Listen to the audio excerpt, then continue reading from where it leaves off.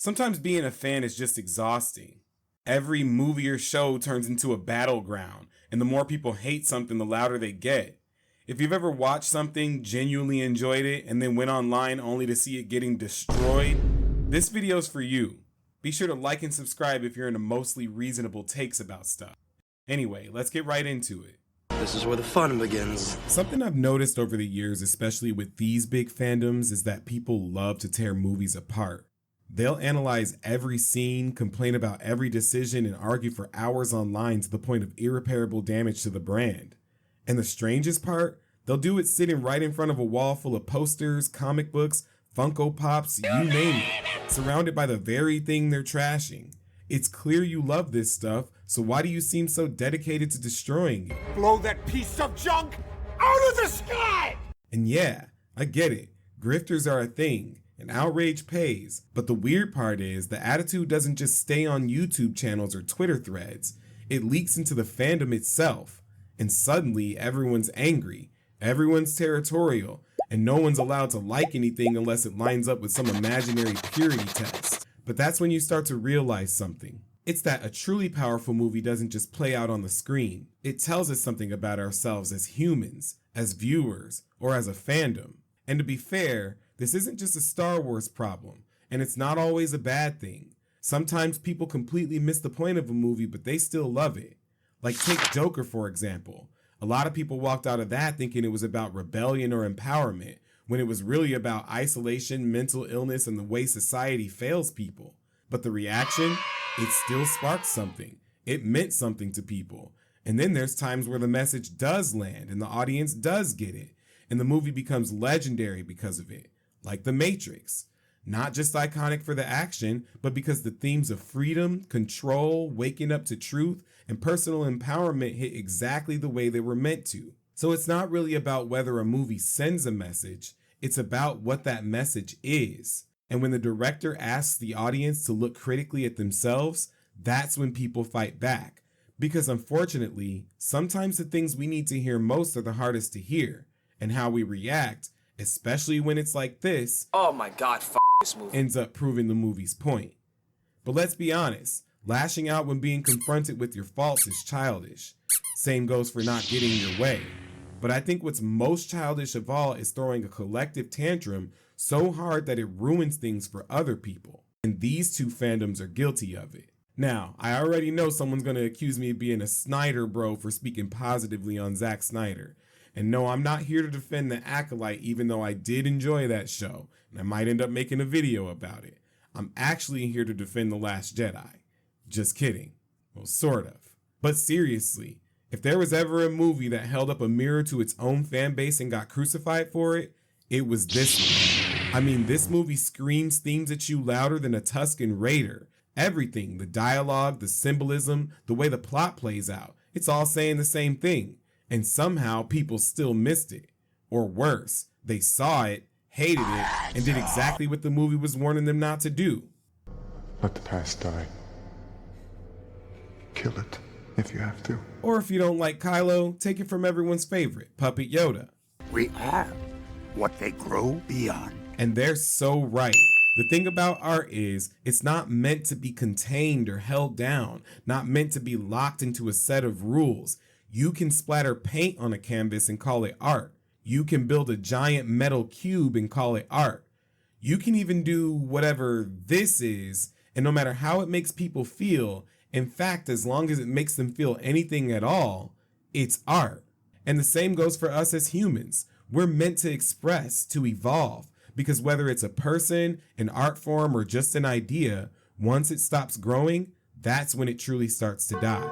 Making something strange, new, or uncomfortable might seem scary at first, but think about it. That's literally how we got something as weird as Star Wars in the first place. And more importantly, it doesn't erase what came before it. It just adds to the craft. It becomes another ingredient in the pot. And what we're left with now is this rich, diverse catalog where this guy and this guy can exist in the same universe. And somehow that works. This movie. Well, mostly. Got a bad feeling about this. You know, it's kind of hilarious when you think about it. People watching Star Wars, then turning around and behaving exactly like the Empire. policing the fandom, declaring what counts as real Star Wars, blowing entire projects out of existence, all while thinking they're the heroes. Which brings me to my next overlooked theme. Take it away, Rose. That's how we're gonna win. Not fighting what we hate. Saving what we love. The entire plot of the movie tells you this. Poe blows up a dreadnought and nearly gets his whole squad killed in the process, and Leia calls it exactly what it is, a net loss. You're demoted. Everyone expected Luke to show up and kick some ass, but instead of, killing his nephew, he becomes the distraction his friends need in order to survive. He doesn't destroy what he hates, he protects what he loves, which even includes this guy. When I kill you, I will have killed the Last Jedi.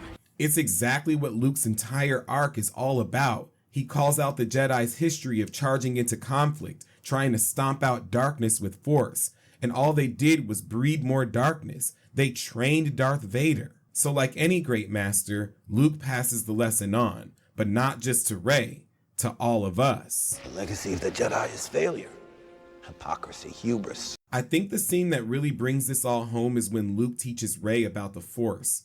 He sits her down to meditate, and when she fully connects, he asks her what she feels. Balance. Energy. A force. And what he says next, that's where everything comes together. That force does not belong to the Jedi. To say that if the Jedi die, the light dies is vanity. Can you feel that? That line just says everything. It tells you the Jedi made the fatal mistake of believing they owned the light. They saw themselves as its guardians or its gatekeepers.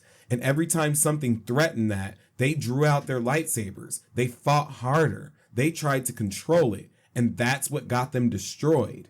And the same thing is happening within the fandom. That same sense of ownership, that same sense of fear of losing what you think belongs to you, the same instinct to fight when something doesn't go your way. That's not preserving Star Wars. It's poisoning it.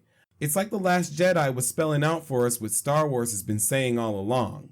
Now, like I said, this isn't something unique to Star Wars. I do need to have a word with the DC Universe fans. The same story of misunderstood themes, fan backlash, and a franchise imploding under pressure played out almost beat for beat over at their camp. And the so-called real DC fans, they love to point fingers at Zack Snyder and his fan base like they're the reason the DCEU collapsed. But if we're being honest, that's not really what happened. The truth is a little messier. You see, Snyder isn't as on the nose with his messaging as The Last Jedi. He doesn't shout themes at you, but they're there, woven deep into the structure, the symbolism, the imagery. Early on, the studio couldn't see the vision. All they saw was that Man of Steel wasn't pulling in MCU numbers. Never mind that Marvel had a 5-year head start, or that DC was still in its Dark Knight era when Iron Man launched. So they panicked, they tampered. The theatrical cuts were stripped down, re-edited, and barely left coherent, and then later fixed with director's cuts just to make sense of them. But just like with Star Wars, there was something else going on, and that was fan expectation. Fans came in with fixed ideas of who they thought Superman and Batman were supposed to be, and when Snyder showed them something different, they didn't even try to understand it. They immediately rejected it, and by doing that, they played directly into the villain's hand. Because here's the clever part, Batman v Superman proves Lex Luthor's point. God is all powerful, he cannot be all good. And if he is all good, then he cannot be all powerful. And neither can you be. His entire plan is to get people to question Superman's power or his morality or allegiance. He sets the world up to fear Superman. He stages the Africa incident. He blows up the courtroom. He unleashes Doomsday and gets Superman killed in the process, ironically saving all of the people who doubted him. And the funniest thing is it worked, not just in the movie, but it worked on the viewer. People walked out of this movie doubting this version of Superman, calling him weak, too emotional, not hopeful enough. They wanted him to smile more, to be more classic. But the truth is, this version of Superman showed us how man he was, not how super he was. He was burdened, questioned, tested, and he still did the right thing. That's what makes him the hero that he is, not how much he smiles. Not because he lived up to your idea of Superman, but because he rose above it. And the weird thing is, I'm not even sure how people miss the hope in this movie, because it's there, everywhere. I mean, Superman is framed like a savior throughout the entire film. It's not even subtle, it's biblical. And what's even more powerful is what he inspires in others, especially Batman. And don't even get me started on Batman. He was criminally misunderstood in this movie. Almost everything Bruce says and does shows us just how far he's fallen. This is a man who's been fighting crime for 20 years. He's exhausted, disillusioned. He's gone from having an ironclad no-kill rule to blowing up cars with people in them from his Batmobile. And then he straight up steals some kryptonite to create weapons to do an actual murder on Superman. He's branding criminals that are getting executed in prison. He's more feared than respected. So when Superman shows up and people start dying, Bruce doesn't even see a person. He sees an alien, a threat, not just to humanity, but to his power, his authority, his entire purpose. And in that, he decides to find a new purpose. This is about the future of the world. It's my legacy. Killing Superman isn't just about saving humanity. It's about giving his own life meaning again. This may be the only thing I do that matters. It's about making those years of failure count for something. But here's the arc. The same alien, the one Bruce dehumanized, sacrifices himself to save the world. Clark shows his humanity, his selflessness, and that's what reignites Bruce's hope. He literally went from How many good guys are left? to Man is still good.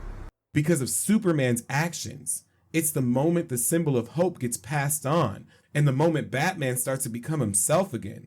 And I just wanted to pause for a second to say that kind of storytelling, that ability to weave those themes so deeply and still make it land emotionally, it's not easy. That's craft. Someone cooked here. That's the reason Zack Snyder has fans who rallied behind him when the studio let him go. The reason the Snyder Cut ever even happened, and the reason why some of his fans still won't shut up on Twitter. You know, I happen to really like these movies, and every time I rewatch them or stumble across a thread online, I catch some new hidden detail I missed the first time. So I'm planning to do a deeper video later on, a full dive into the imagery, symbolism, and thematic undertones across the Snyderverse. If you know any lesser known juicy ones, drop them in the comments. I'd like to include them in my video. But the irony of all of this is just impossible to ignore. Some of the same Star Wars fans who scream about wokeism ruining the franchise are now the ones complaining about everything it does. They tell everyone else to just let things be, but they can't seem to do that themselves. And over at DC, it's the same pattern. Snyder fans who were once the underdog, they were pushed, mocked, and told their vision didn't belong, but they pushed back and rallied. And you know what? They won. But now, some of those same fans have become the bullies, gatekeeping, attacking, tearing down the next project before it even has a chance to stand. And just like that, everyone becomes exactly the thing they were fighting against. Only now, at the end, do you understand?